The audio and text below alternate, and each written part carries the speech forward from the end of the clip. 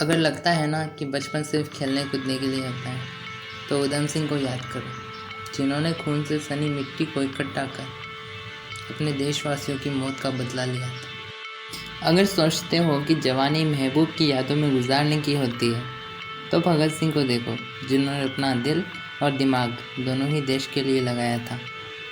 अब भी यही लगता है कि womens are not good at managing something, तो इंदिरा गांधी के बारे में सोचो, पूरे देश को मैनेज किया था एक टाइम पर। अगर ये कहते हो कि सारे पॉलिटिशियंस करप्ट होते हैं, तो डॉक्टर एपीजे कलाम को याद करो, जिन्होंने अपना आखिरी समय भी एक गुरु के रूप में बिताया था और कई सारे एक्स्ट्रा घंटे बैठकर वो काम किया करते थे। अगर ये मानते हो कि आप किसी गलत समाज में पैदा हुए हो, आपके आसपास का माहौल ठीक नहीं है, तो डॉक्टर बाबा साहब को याद करो। संविधान निर्माण किया था उन्होंने, जिन्होंने पूरे देश के ही नियम बना डाले थे। आज भी अगर अपनी साहस और वीरता को शरीर की ताकत से मापते हो, तो महात्मा गांधी का ख्याल करो। एक लाठी की मदद से पूरे देश को चलाना सिखा दिया था।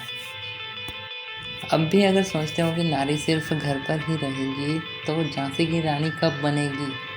अब ये मत कहना हक देंगे उसे, ये कहो कि हक है उसे। रामानुजन हुए, आर्यभट्ट हुए, महान इंजीनियर विश्वेश्वरैया हुए, जिन्होंने हमारे भारत को वापस से विश्व गुरु का दर्जा दिलवाया। साइंस प्लस कल्चर के ज्ञाता स्वामी विवेकानंद, जिन्होंने इतने लंबे समय तक भाषण दिया, वो कि विदेश में भारतीय संस्कृति को दुनिया के सामने रखा। माना कि हमारे देश में इतनी सारी जाति हैं, धर्म हैं, मगर इन सब के होने के बावजूद भी इंडिया का नाम जब भी आता है ना, तो समाज में एक एकता सी झलक उठती है। इंडिया का नाम सुनते ही हमारे रोंगटे खड़े हो जाते हैं। बस इतना काफ़ी होता है। हमें अपने देश पर, हमें अपनी संस्कृति पर गर्व है और हम वादा करते हैं कि हम इसे और बेहतर से बेहतर बनाते रहेंगे।